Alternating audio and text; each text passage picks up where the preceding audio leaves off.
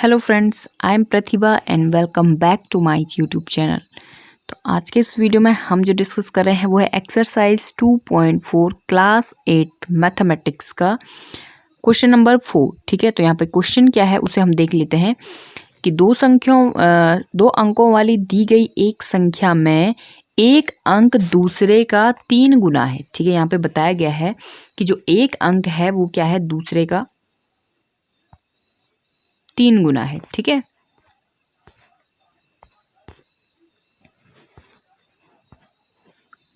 Okay. इसके अंकों के स्थान बदलकर प्राप्त की गई जो संख्या है वो दी गई संख्या में जोड़ने पर 88 प्राप्त होता है। ठीक है, दी गई संख्या को ज्ञात कीजिए। मतलब ये जो क्वेश्चन हमें कह रहा है कि सबसे पहले इन्होंने जो क्वेश्चन बोला है कि दो अंकों की एक संख्या है, उसमें जो एक अंक है यानी कि जो इकाई का अंक हम मान लेंगे वो क्या है। ठीक है, मान लीजिए वो इकाई का अंक x है, तो दूसरा अंक क्या हो जाएगा हमारे पास 3 गुना यानी कि 3x हो जाएगा। ठीक है, उसके बाद उसने क्या बोला है कि अभी हमने इकाई का अंक जो है x माना है। ठीक है, उसके बाद हमने जो है दहाई का अंक 3x माना है। जब हम इनके तो संख्या हमारे पास ये वाली हो जाएगी। जब हम इन्हें इंटरचेंज करेंगे इनके प्लेस को, तो जो हमारी नेक्स्ट जो हमारे पास इक्वेशन आएगी वो दोनों को जब हम ऐड करते हैं तो उसका जो टोटल आता है वो आता है हमारे पास 88। ठीक है, तो इसको सॉल्व करने के बाद हमें x की वैल्यू मिलेगी और तब हमें बताना है कि वो संख्या कौन सी होगी। ठीक है, तो काफ़ी इजी ये क्वेश्चन है। जिनको लोगों ने जो है इकाई और दहाई वाले जो क्वेश्चन इससे पहले भी हमने अपने एक वीडियो में बताए हैं, जिन लोगों ने उनको समझ लिया होगा वो लोग इस क्वेश्चन को अच्छे से सॉल्व कर सकते हैं। ठीक है, सॉल्यूशन हम यहाँ पे देख लेते हैं कि दो अंकों वाली संख्या जो है उसमें माना इकाई का अंक क्या है, x है। ठीक है, माना इकाई का अंक x है, तो दहाई का अंक क्या हो जाएगा 3x, क्योंकि हमें क्वेश्चन में बोला गया था कि एक अंक दूसरे से 3 गुना है। तो जब संख्या हमारे पास होगी तो वो कौन सी होगी, क्योंकि हमने इससे पहले ही बताया था कि इकाई का अंक जो है वो x1 से मल्टीप्लाई होता है। ठीक है, जो भी हमारे पास इकाई का अंक हो, और जो दहाई का अंक होता है वो हमारा 10 से मल्टीप्लाई होता है। ठीक है, तो यहाँ पे इकाई का अंक हमारे पास x है, दहाई का अंक 3x है, तो हमने 3x को 10 से यहाँ पे मल्टीप्लाई किया है और x को हमने ऐसे ही रहने दिया, या फिर आप ये मान के चल सकते हो कि x को हमने 1 से यहाँ पे मल्टीप्लाई किया है। ठीक है, अब हम इनके इस स्थान बदल देंगे। ठीक है, मतलब ये वाला हो जाएगा हमारा इकाई का अंक ये 3x, और ये जो हो जाएगा हमारा दहाई का अंक x। ठीक है, ये हो जाएगा हमारा दहाई का अंक। तो जब हम इनके स्थान बदलेंगे तो हमारे पास जो इक्वेशन आएगी या फिर जो हमारे पास समीकरण आएगी वो क्या आएगी, 10x + 3x। ठीक है, ये जो समीकरण हमारे पास आएगी। अब हम अकॉर्डिंग टू क्वेश्चन चलेंगे, यानी प्रश्न क्या कह रहा है कि इन दोनों ही नंबर्स को जब हम ऐड करते हैं, इन दोनों ही इक्वेशंस को जब हम ऐड करते हैं तो हमारे पास हमें आंसर मिलता है 88। ठीक है, तो यहाँ पे हम दोनों को जो है ऐड करते हैं, यानी कि 10 × 3x + x + 10x + 3x = 88। यहाँ हमारे पास हो गया। इक्वेशन को जब हम सॉल्व करेंगे तो हमारे पास आएगा 30x + x और +10x + 3x। ठीक है, ये सारे के सारे हमारे जो है x में है और इधर आ गया हमारे पास 88। इनको हम टोटल करेंगे तो हमारे पास जो आएगा वो आएगा 44x = 88। तो यहाँ पे x की वैल्यू हमारे पास सिंपली आ जाएगी 2। ठीक है, क्योंकि 44 जो है वो 88 को 2 टाइम्स डिवाइड करता है। अब हमें इक्वेशन पूछी गई है कि वो संख्या बताइए। ठीक है, आपको संख्या पूछी गई है, यानी कि पहले वाली संख्या, इंटरचेंज वाली संख्या आपको नहीं पूछी गई है। तो आपको जब संख्या पूछी जाएगी तो आप सिंपल उस वाली संख्या की बात करेंगे जो आपको प्रीवियस आपको मिली है। ठीक है, ये मेन संख्या की यहाँ पर वो बात कर रहे हैं। तो यहाँ पे हम संख्या लिख लेंगे कि कौन सी है वो, कि 10 × 3x + x की हम वैल्यू यहाँ पे पुट ऑन करेंगे जो कि हमारे पास है 2। ठीक है, तो x की जगह पे हम 2 लिखेंगे तो हमारे पास जो आंसर हमारे पास मिल रहा है वो है 62 इज़ द राइट आंसर। ठीक है, बढ़ते हैं अब अपने नेक्स्ट क्वेश्चन की ओर। तो जो यहाँ पे हमारा नेक्स्ट क्वेश्चन है, क्वेश्चन नंबर 5, वो एज से रिलेटेड है। ठीक है, तो एज से रिलेटेड वाले क्वेश्चंस भी आपके पास काफ़ी इंपॉर्टेंट क्वेश्चंस है, क्योंकि ये हर जो है क्वेश्चन जो है हर उसमें पूछे जाते हैं आपके एग्जाम में। ठीक है, कोई ना कोई एज से रिलेटेड क्वेश्चन आपको पूछा जाता है।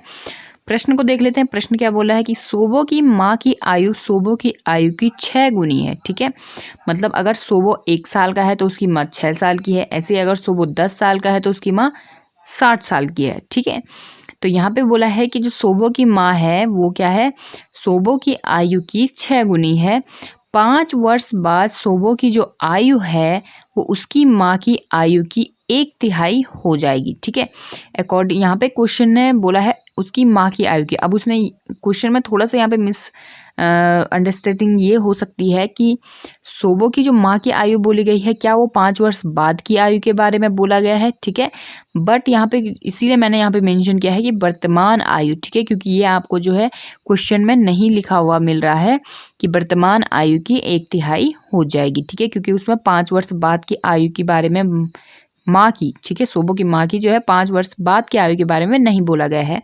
यहाँ पे 5 वर्ष बाद सोबो की आयु के बारे में सिर्फ इतना ही बोला गया है। ठीक है, सिर्फ सोबो की आयु 5 वर्ष बाद वाली बोली गई है और उसकी माँ की वर्तमान आयु, ठीक है, जो उसकी माँ की पहले वाली आयु है 6 गुनी वाली, इसकी बात हो रही है। क्वेश्चन को आप समझिए, यहाँ पे वर्तमान आयु आपको जरूर ऐड ऑन करना है।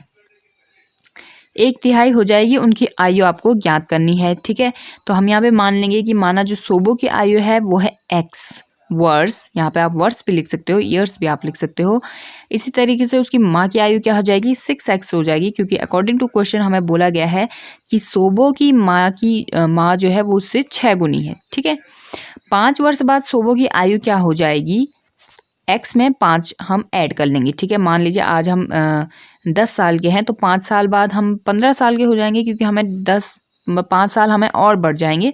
तो बस वही बात है कि सोबो की आयु जो है वर्तमान में तो x है, ठीक है, लेकिन 5 वर्ष बाद क्या हो जाएगा, x + 5 वर्ष का वो हो जाएगा। ठीक है, अब हम अकॉर्डिंग टू क्वेश्चन चलते हैं कि प्रश्न के अनुसार क्या बोला गया है कि सोबो की जो आयु 5 वर्ष बाद वाली जो आयु है वो उसकी माँ की वर्तमान आयु की 1/3 है। ठीक है, उसकी माँ की वर्तमान आयु है 6x, तो हम यहाँ पे 6x का 1/3 निकालेंगे।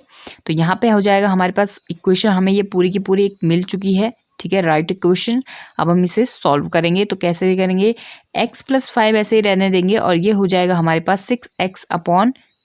ठीक है, 6x/3। उसके बाद आएगा हमारे पास 3x कैसे हुआ, यहाँ पे हम क्रॉस मल्टीप्लिकेशन बेसिकली हम कर रहे हैं। ठीक है, हम क्या कर रहे हैं यहाँ पे क्रॉस मल्टीप्लिकेशन, तो यहाँ पे इस तरीके से जो है मल्टीप्लाई होते हैं। तो 3x + 5 के साथ जो है मल्टीप्लाई होकर के हमें देगा 3x + 15। ठीक है, ये इस तरीके से होगा 3x + 5 = 6x। ठीक है, और फिर ये यहाँ से मल्टीप्लाई होंगे तो हमारे पास ये वाली इक्वेशन आएगी कि 3x + 15 = 6x। ठीक है, x और x को एक साइड रखेंगे, यानी कि 3x - 6x = -15। ठीक है, यहाँ जो है साइन जो है प्लस का था तो इधर माइनस का हो जाएगा, यहाँ ये साइन प्लस का था तो इस साइड आएगा माइनस का हो जाएगा।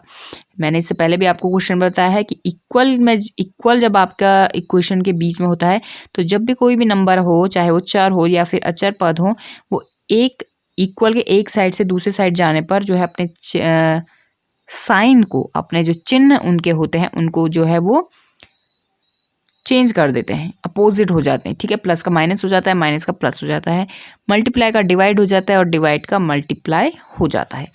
3x - 6x हो जाएगा हमारे पास -3x = -15। इसी तरीके से x की हम वैल्यू निकाल देंगे जो कि आएगी हमारे पास x = 5। तो x की वैल्यू आ गई हमारे पास 5, मतलब सोबो की जो आयु है वर्तमान आयु वो क्या है, 5 वर्ष है।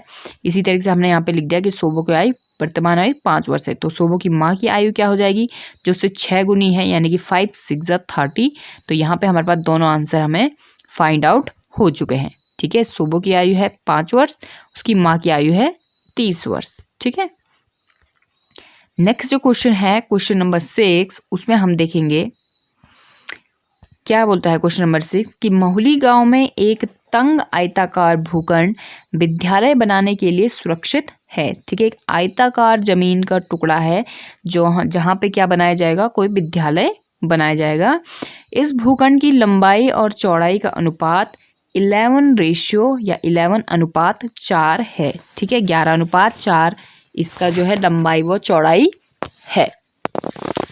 उसके बाद बोला गया है कि गांव पंचायत को इस भूखंड की बाढ़ कराने में 100 रुपये प्रति मीटर की दर से 75,000 या 75,000 व्यय करने होंगे। भूखंड की माप आपको ज्ञात करनी है। ठीक है, तो यहाँ पे हमें जो है पहले बताया कि इस भूखंड की लंबाई चौड़ाई का रेशियो हमें गिवन है। ठीक है, अनुपात हमें गिवन है। तो जहाँ पे भी आपको रेशियो गिवन होता है आपको सिंपली वहाँ पे जो है एक्स लगा देना होता है और वो वहाँ पे आपको लंबाई और चौड़ाई के रूप में आपको मिल जाएगा। यानी कि माना भूखंड की लंबाई क्या है 11x है और ऐसे ही माना भूखंड की चौड़ाई क्या है 4x है। ठीक है, क्योंकि हमारे पास रेशियो हमें गिवन था कि 11:4।